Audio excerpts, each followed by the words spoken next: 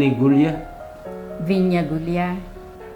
During our high school years, camping sa Christmas Institute ng CYF, UCCP CYF, nagkikita na kami noon. Kita-kita lang, medyo crush ng konti. You know, high school years. Central Luzon Christian Youth Fellowship yun. Doon kasi, galing ako ng Umingan na CYF. Pero siya galing ng San Nicolas. So during Christmas Institute at saka summer camp, doon kami nagkakilala. Siya pala may crush sa akin. Kasi during those years, hindi mo pa mapipiho kung iyon na talaga. You're in your teen years, you haven't experienced adulthood. At that time, chicken din naman ako. Kung ano mang feeling ang gusto kong sabihin, hindi ko naman masasabi. Kaya yung dalaga, iba naman ang tingnan natin istorya ng dalaga noon. Early 60s and 70s kasi yon.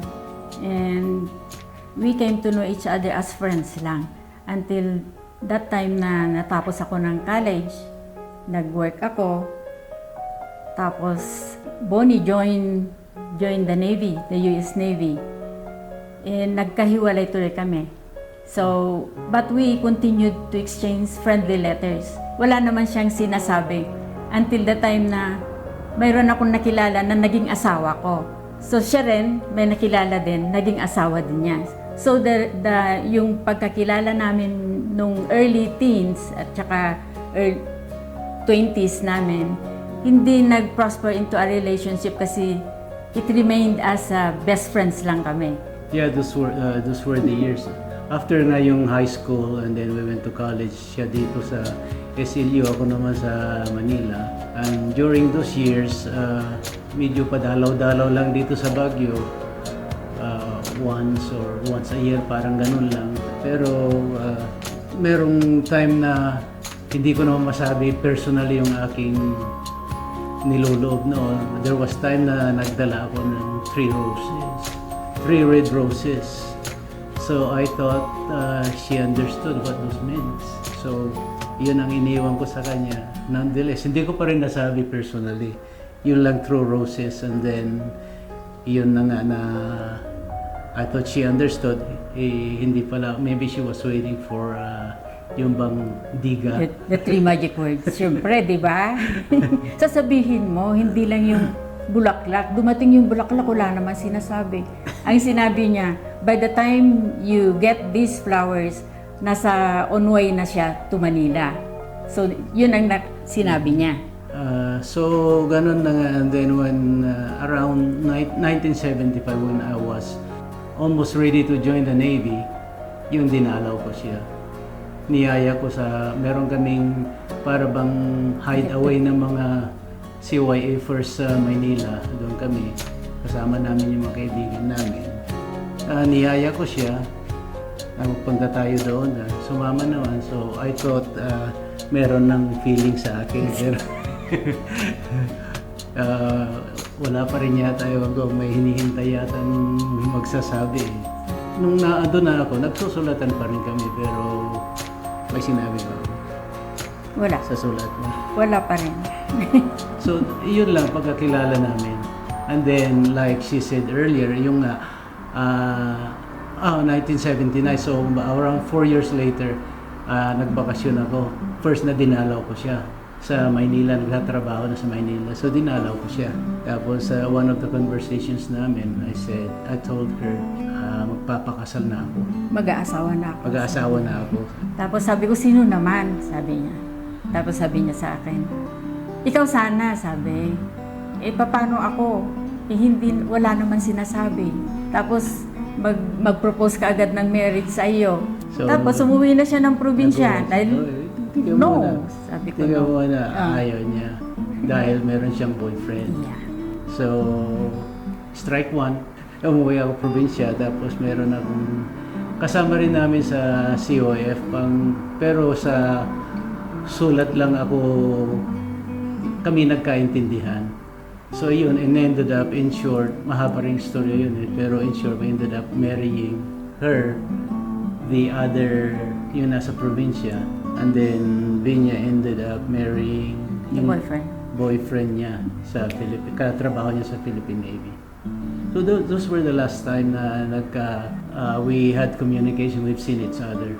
Until about 16 years later, our respective marriages crumbled. 15 or 16 years later. Nawala na nga. I had divorced. And then and Vinya at that time was still married. Subalit, matagal nang hiwalay sa asawa kasi OFW yung naging asawa ko. Nag-join siya dun sa Saudi, sa Hyundai. Pero yung umpisa ng pag-join niya ng as OFW, nag-unti-unti din yung buhay namin na nag-distansya hanggang sa nawala na siya. It ended up, wala na, talagang wala ng pag-asa. Tapos, naging end na ng marriage namin yon. Though mayroon kaming isang anak. So, nag-continue ako work sa Navy. And parati ako dun sa Ellenwood for guidance ng mga pastors dun sa UCCP Ellenwood. Dun ko hiningi kung pwede nang i-end talaga yung marriage. And sinabi naman nila na kung talagang wala ng pag-asa, go ahead. Pero hindi ko pa alam noon na si Bonnie divorced siya. Na end na rin ang marriage niya until such time na tinanong niya sa auntie ko kung nasaan ako. So, tinanong ko, ano pa rin sabi niya, tatrabaho pa rin sa Philippine Navy, sabi niya. And then, hiningi ko nga yung cellphone number niya through text. Sumagot naman, so we had started our communication and then followed by mga emails, nag-exchange kami ng emails and we have get to know each other once again. I've had with you. Sometimes I need a friend just to make it through another day spent without you. So sabi siguro ni Lord, I am giving you a second chance. Parang sinasabi sa akin na kayo dalawa kasi matigas ang ulo nyo. Di ba yung first time na hindi kami nagtuloy.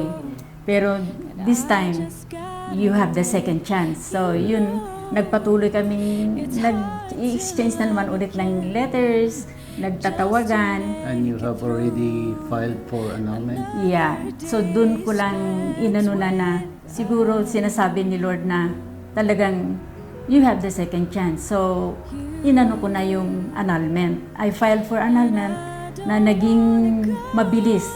Dahil kung ayaw siguro ni Lord yung annulment, ma-stop, hindi mag-go. Nag-go na parang binibitbit ako ng Diyos na lahat ng pupuntahan ng papel po napakabilis. So, ito, pinetition na niya ako. So, I petitioned her as my fiancé. Nakuha ko yung visa as K1. Napakabilis nga. Kasi pagka talagang ginaguide ka ni Lord, mabilis lahat yung papel. So, mabilis. So, nakapunta ako ng States with the K1 visa. Ilan taon po kayo lang? 52. So, I was 52. Kinasal kami sa court dahil in mayroong time na ibinigay Time na frame. magpapakasal. Kung hindi magpapakasal dahil K1 ka, i-deport ka back to the Philippines. So, nagpakasal kami.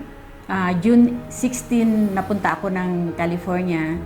Tapos, June 18, pakasal na kami dun sa court. Then, after that, after how many months? September 8, 3 months, kinasal ulit kami sa Methodist Church. Before pala na nag-join ako sa kanya, ang tanong ko sa kanya, do you have a church? Tinanong ko siya. So, anong sabi mo? Meron.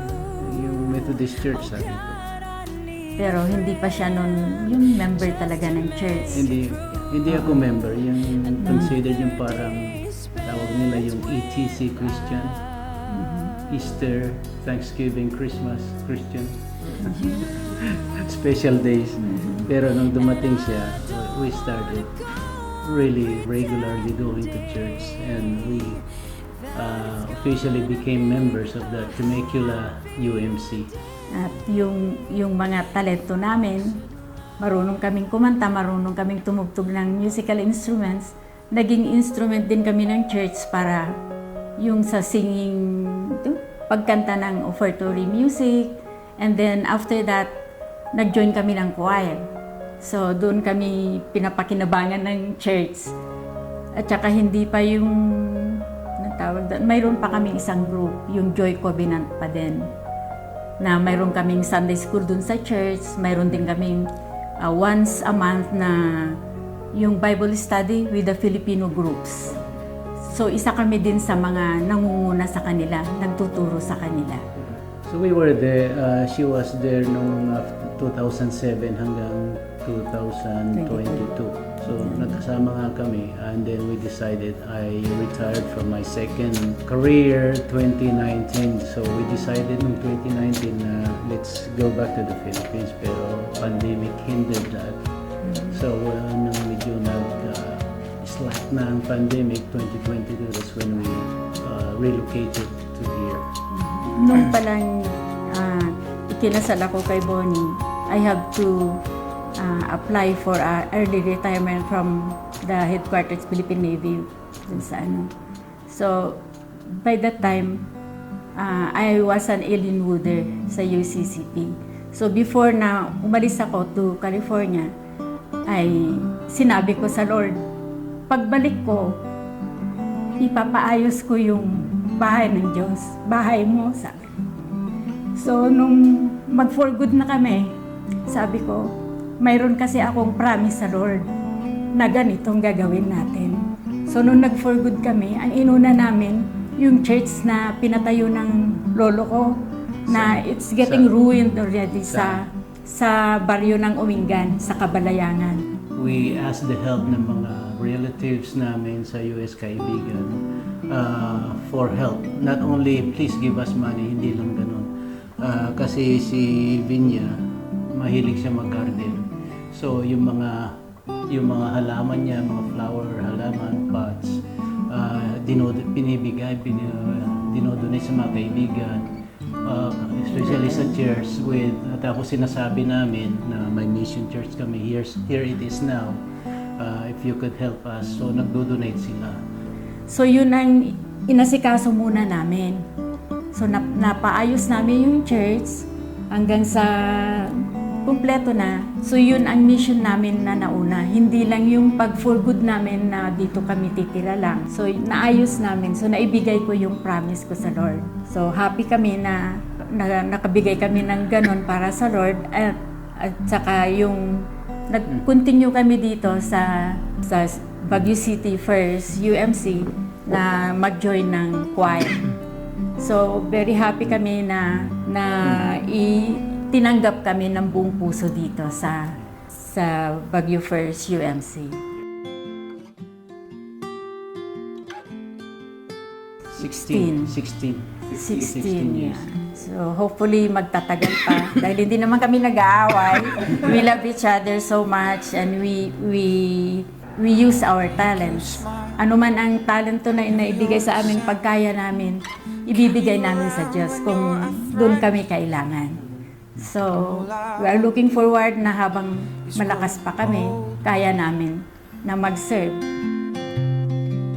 I'll get your medicine when you're Isa na yung hindi nag-aaway at saka listening to each other, touch, like touch, saying good morning, wake up in the morning, good morning to each other, loving, appreciating what she cooks. You always say thank you kung magluluto ako, maski hindi siguro masarap. So always masarap. Tsaka yung paggawa namin ng yung before bedtime, minsan naggagawa siya ng gitara niya kasi may workroom siya, naggagawa ng gitara, naggagawa ng ukulele, naggagawa rin ako ng quilt ko. So that time, nag-uusap kami habang naggagawa. At saka ang ano namin, bilang mag-asawa, kasi it's a covenant. covenant kasi para sa amin, hindi lang kami dadalawa. Kasama siya parate. So, 3 kami.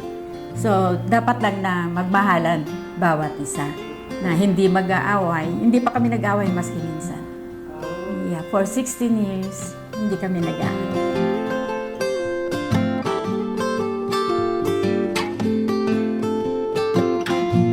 Actually, wala kaming greatest challenge na masasabi. Kasi we smoothly yung ano namin ng yung buhay araw-araw. Wala. Kasi yung siguro ang binibigay ng Diyos yung kaya lang namin. So wala yung great talaga. Ang ano lang namin kung paano, how we maintain ourselves, yung health namin. Yun lang ang nararamdaman ko na dapat namin gawin. Walang great challenge so far. Yeah. Praise the Lord.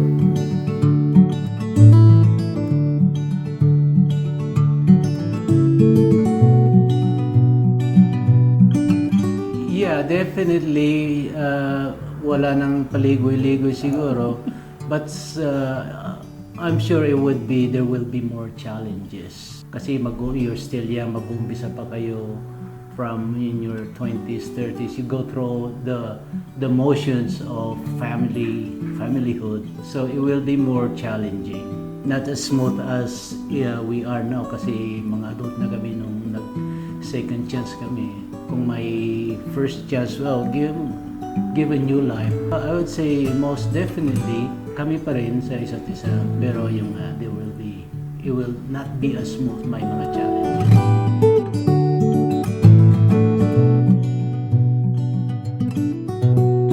Para sa akin, yung ipag-pray ninyo, you seek for guidance na ibibigay sa inyo ni Lord yung best partner. Yung faith nung isang party, dapat strong din ang faith na katulad ninyo. So, you can grow together spiritually. Tsaka yung kung ano yung talento mo. Siyempre, ang kukuhanin mo kung ano yung bagay din sa iyo. Kung yung talento niya kumakanta ka rin, then you can grow spiritually through music, through maski yung pagtugtog ng mga instrumento. It will help you grow spiritually, and maybe that's a good beginning for a happy family. A strong base for finding your future spouse or partner in life is your Christian faith. That is a very strong base talaga. Hindi lang basta-basta, okay, kaibigan ni ganito. Ay, maganda nga siya, mabait, pero you still have to have your Christian faith as your base. Siya talagang mag-guide sa inyo, yung Panginoon talaga. So, it's not, hindi yung outright na magpapakasala. You have to feel each other, know each other.